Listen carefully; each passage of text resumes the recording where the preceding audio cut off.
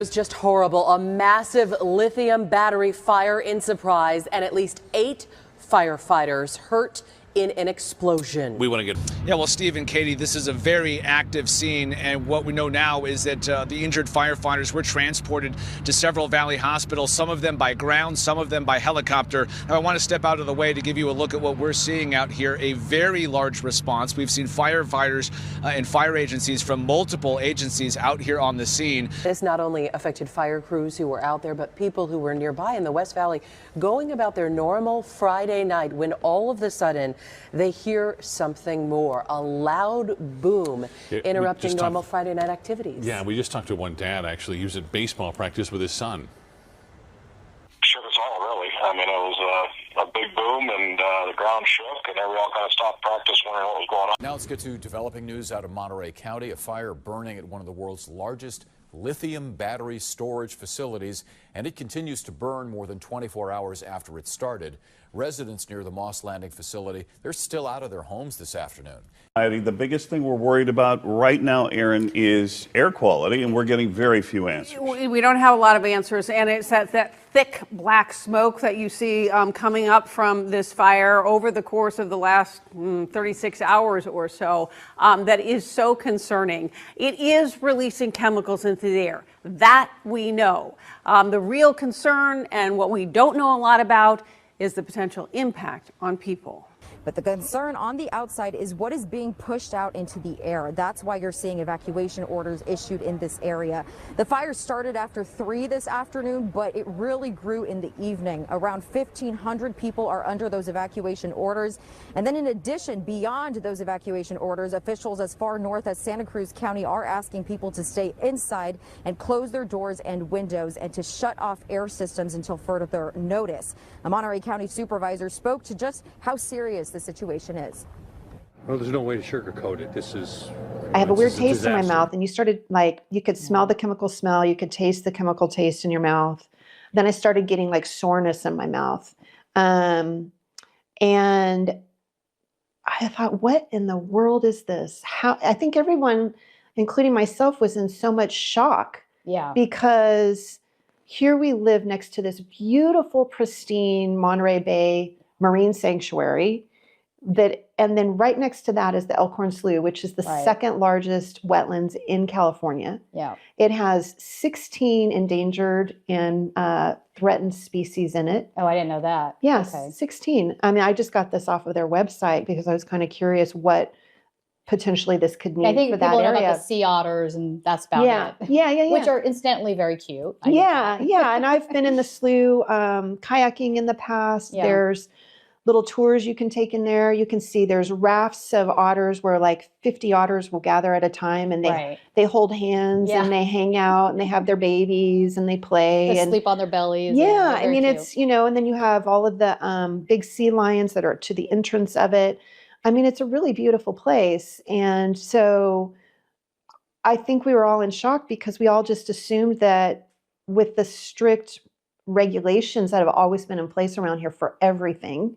Except this, apparently. Except this, we just couldn't believe that this was happening. During the fire, we were being told by the EPA that the testing of the air showed no harmful, the HF, right? So, but what about everything else? That's exactly it, right? So I'm glad that wasn't out in the community, but there's all of these other harmful substances that you didn't test for and you just left town, is sort of how it sounded to me when they were delivering that information the other night, which makes you kind of go, huh?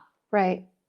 So either they didn't know that they needed to, but that seems sort of strange, right? They should know. They should know. Should be part of the whole emergency response plan that should be in place.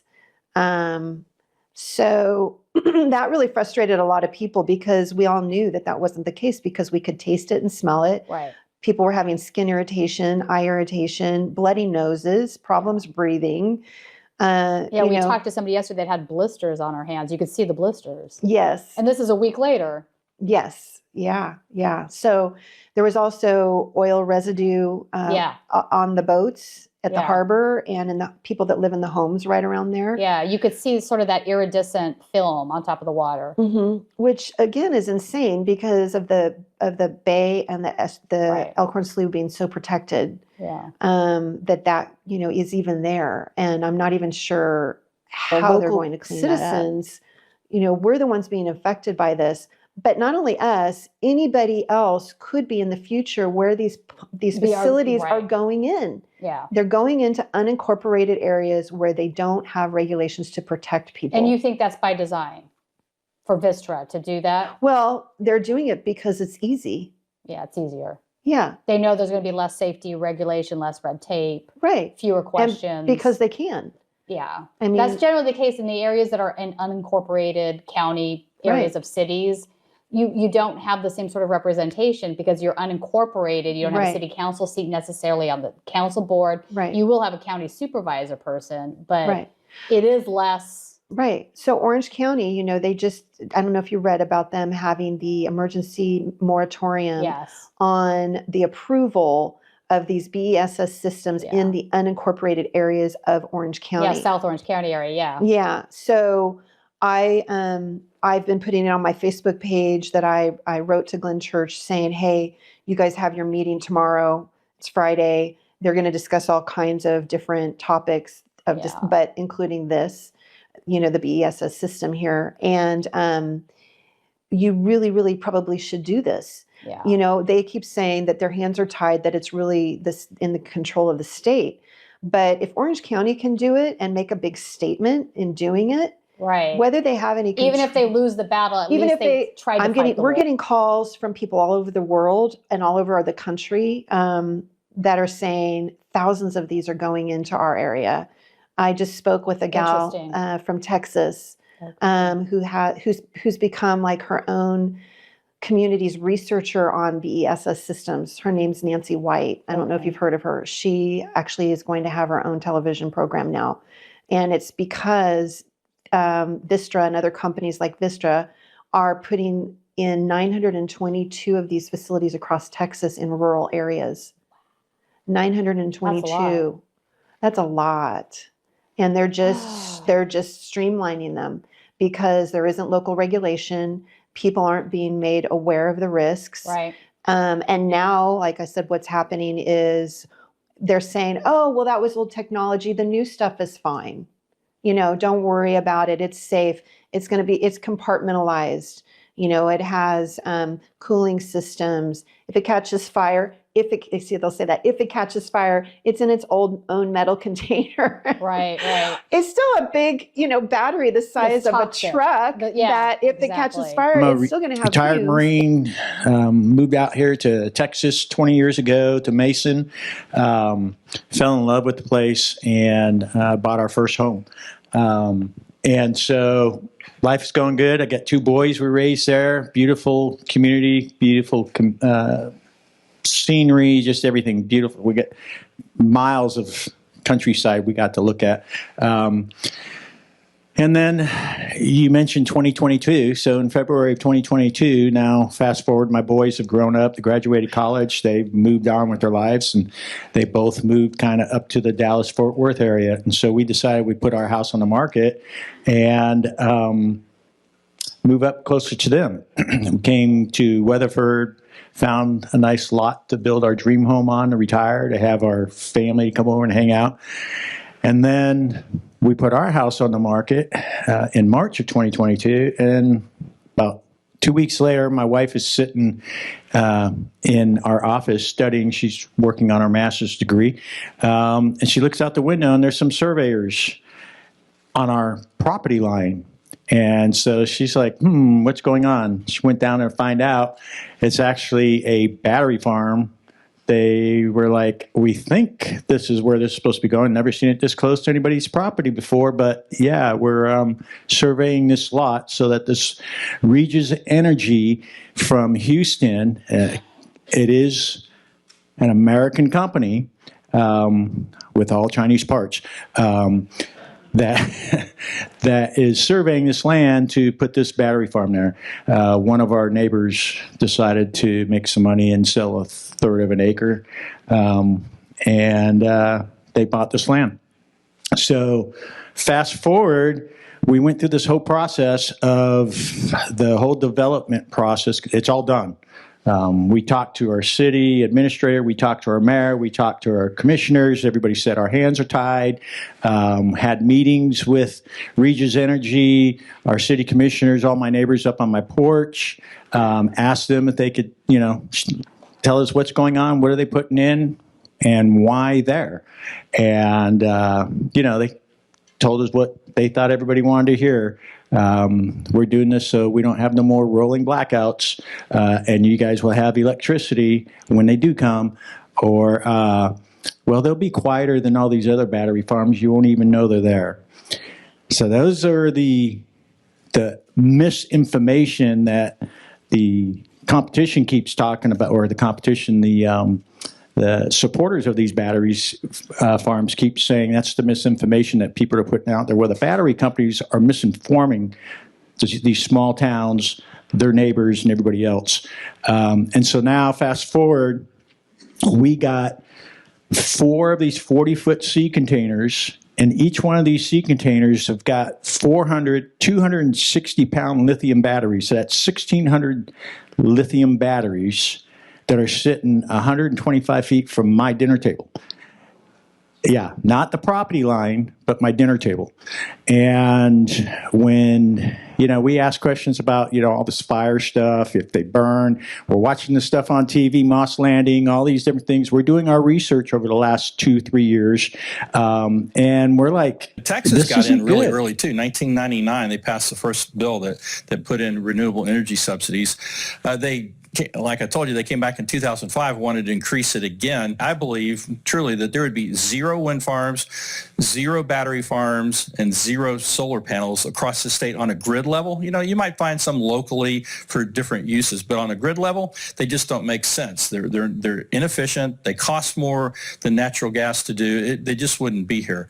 But instead, because of that, we have all these. They're just ubiquitous everywhere. And if you look up on the slide there, you can see why. So from 2010 to 2019, and you can see the amount coming in during this period of time, right? $74 billion for renewables, but only $37 billion for fossil fuels, and then about 15 for nuclear. So, and if you look at that on a per kilowatt basis of energy, I mean, it's multiple times. Brent's done some really excellent work on this, and we'll get to him in just a little bit. And then since 2020, they've just gone out of control. And the Inflation Reduction Act of 2022, I believe it was, they just multiplied. You can see fossil and nuclear fuel subsidies are going down, on fossils in particular, but the renewables are just going up. That's why we have all these wind farms around the state of Texas. So here's what this is what Texas looks like, and it tells a story. And I'll try and be quick with all these numbers. But if you look at that, you go back to 2014, and that's really when experts in Texas, 2012, 13, but it was really 2014 where the experts and the regulators and the politicians in Texas started reacting to the problem with the renewables, because they saw the reliability problems that were being introduced on the grid back in those days. And you see on the left-hand panel, that's renewable subsidies. Those are both federal, state, and local renewable energy subsidies. And you can see over the years that they've just grown and grown and grown from $1 billion or so back in 14 to, I estimate, going to be about $6 to $7 billion in 2025 this year. Right? It's out of control, really, what's going on with that. And you can see what's happened because of that. The percent of our total grid generation every year has grown and grown and grown until last year, it was almost 35% of the electricity we have in the state of Texas is produced by renewables. You can see in the next column, other governmental imposed costs. You start up at the top line, and really you go back to 2013 and 12, that number's about $350 to $500 million.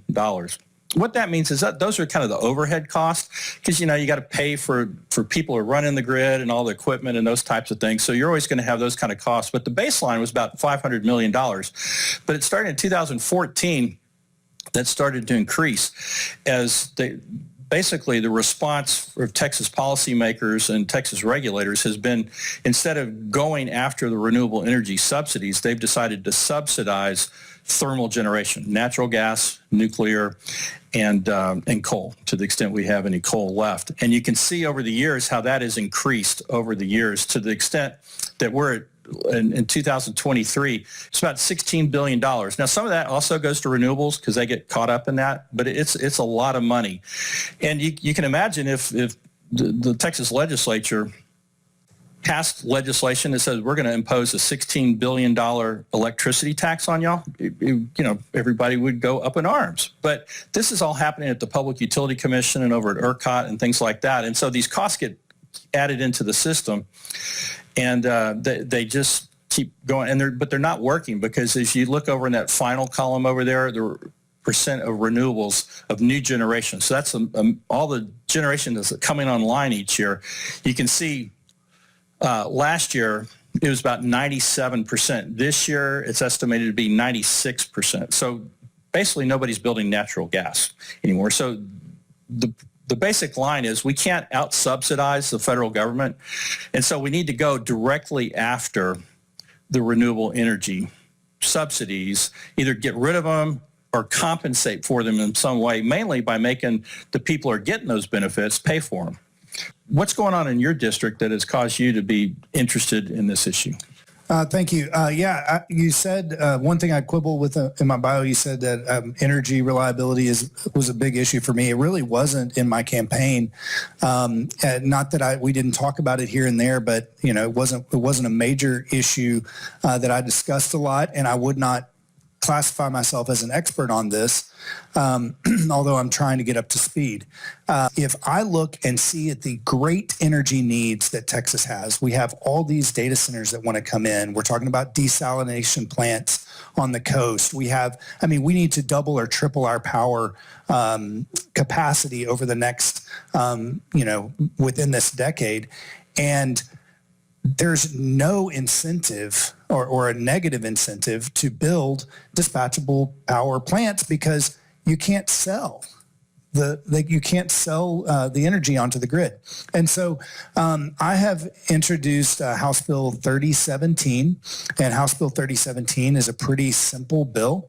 It just requires anyone receiving federal green energy subsidies to report that, how much that is, and then the state will impose a franchise tax in exactly that same amount.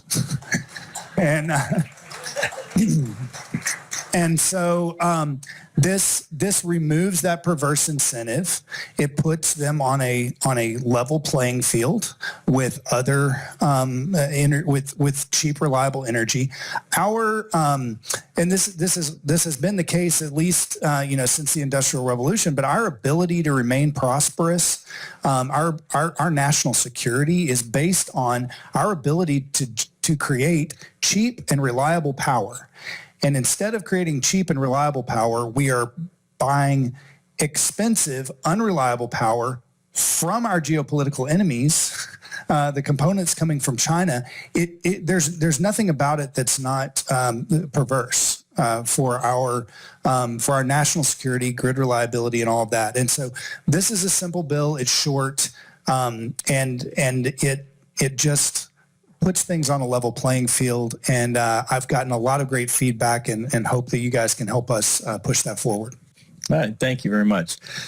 So Brent, you've been at this for quite some time and been focusing on a variety of issues nationally and here in Texas. Could you, before we get to what you're doing this session on some working some bills and things like that, could you give us just an overall broad background on the problems that Texas and maybe even the nation are facing on these issues? In Texas, we've had over $130 billion in private capital so far allocated towards wind, solar, and energy storage. That's on top of the subsidies that Bill was talking about earlier. So over $130 billion. If we just spent 20 to 25 billion of that on resiliency, weather resiliency, dispatchable power, the things we needed to keep the grid secure during Winter Storm Uri, that would have been a minor event. The other states around us had minor rolling outages. That's what should have happened here. Instead, we had a whole statewide disaster. And so that's really the fundamental problem is this misallocation of capital. And it's happening all over the country. And I think it's happening even more so here in Texas because, in addition to the subsidies, we pay the same single market clearing price for energy for wind and solar and other resources. So we treat resources as if they're the same, that they have the same characteristics when they don't. As if, we treat a wind and solar farm, if you happen to produce during a peak time one time, then we pay you as if you can produce that at that time again, but you may not show up the next time. That ability to show up in the future, what we call capacity, is not valued here. And it's fine when all the resources have similar capacity values like gas, coal, and nuclear, but you have these resources with different characteristics, wind and solar, and that we don't let the subsidies just flow straight into their pockets, and then all we get is unreliable energy. So I think we at the state level have the ability to do that, and particularly in Texas because we have our own grid. One of the bad things is cybersecurity, and it's intimately related to the same issues that the other panelists brought up. Because the use case, the failure case that I'm going to talk to you about is what happens if someone uses a cyber attack to create one of these negative situations that we're trying to avoid. Right, so there's been several events already. One in the Western Interconnect, Moss Landing is another one if you Google, where these large battery power packs either had thermal issues that took them offline or shut them down, or in the case of Moss Landing, things that actually caught on fire, destroyed equipment, and could really cause tens of millions of dollars of damage. So they are safe when they're operating properly, but there's a condition that you've heard mentioned called thermal runaway. If it gets hot enough inside of these battery power banks, you can't stop it. And you've all heard lithium is not a pleasant thing. We actually make psychoactive drugs out of lithium. So there's some things you can debate. I'm not sure if all the plastics in the water are unhealthy or not. I don't know. I think lithium is pretty bad. Like when we know that it's a compound that alters brain chemistry, that's something we should be very careful about. It also burns super hot, right? So this is a major problem. Now, when you're driving down the road and you press on your brakes, you're used to thinking, especially if you've been driving for a while, you're used to thinking of that as a mechanical system, right? So I press the brake, and that's what makes the car stop. Well, funny thing has happened over the last 30, 40 years. That's not really what's happening anymore. You're basically pressing a button, just like on your iPhone, right? It doesn't really, the physical force that you're pressing on that brake is not really what's stopping you. Now, good news, when the computers work right, anti-lock brake systems kick in, and it'll save your life in a way that none of us could have ever done if we were a professional driver, right? But these battery systems have a lot of computers, just like your car does, to interpret the signals from the operators and do what's intended. Well, they do things like measure the temperature on the temperature sensors and tell the fans and the air conditioning units how fast to go. They measure that temperature and they send signals back to the remote monitoring system, wherever that is, right? So those systems are designed to protect that infrastructure. When they're working properly, everything's fine. Here's the problem. Most of that software was written by programmers in China who make $5 a day. So what do you think is going to happen when an organized criminal comes along and says, I'll give you $2,000, no, maybe $20,000. How about $200,000 for a backdoor into that system? Would you take it? I mean, that's generational wealth for these folks, right? What about if a general in the People's Liberation Army on behalf of the Chinese Communist Party says, this is your big day, young man. Your country needs you. I would like you to make a back door so I can shut these things off at will when I need to because the U.S. maybe is getting too belligerent on Taiwan or something like that. What would you do? I don't think the poor guy or gal in that situation is going to go give his life up and let his family go to a labor camp so that he can protect us, right? What's going to happen is he's going to say, I'm going to write the code that you asked me to write. Now, there are 65% of the companies that make the battery equipment are just lock, stock, and barrel headquartered in China. So 65%, and all the big ones pretty much, except Tesla. I was going to avoid mentioning any specific companies. There's tons of them. You can look them up. But nearly 100%, at least 90%, according to the Department of Energy, at least 90% of battery installations in the United States use at least one component, one control component that is designed and built in China, where no American, whether it's at a national lab or what, has ever seen the code, knows how it works, or has tested it. Now, part of why I left the wonderful utility I was at was so I can level with folks and just say the things that a lot of my colleagues are thinking, but don't want to say. And I don't like regulation either. I've been in this building quite a few times. If you know Kathleen White, I can tell you some stories about her and her book. I don't like regulation, and I don't want another regulation put on the utility industry that already has too many. But this is a real problem. In a Chinese cyber attack. Mr. Chairman, I think it was a hearing that this committee held where the director of NSA, FBI, CISA, and the National Cyber Director testified about the Volt Typhoon threat. And in that, they talked about the intent of the Chinese to, one, disrupt our military transport capabilities to move into the theater. So we would have to transport an enormous amount of people and material. And you can imagine that the computers that plan and support the DoD, both in civilian infrastructure and in the government, are an important aspect to our success in being able to mount that defense. So the Chinese would look to disrupt those capabilities to move, organize, and get to the theater of conflict. The second thing they do, though, is they would want to cause the American people to be disrupted and concerned by cyber attacks against our critical infrastructure here in the US. So we'd turn inward and have that societal panic where we wouldn't be interested in a fight on the other side of the world. We'd be dealing with messes here. So they're pre-positioned in things like rail, transport, ports, our airlines, and others, the electric grid, the water supply, so that they could create that disruption here in the U.S. And cause us to not have the will to get into that fight.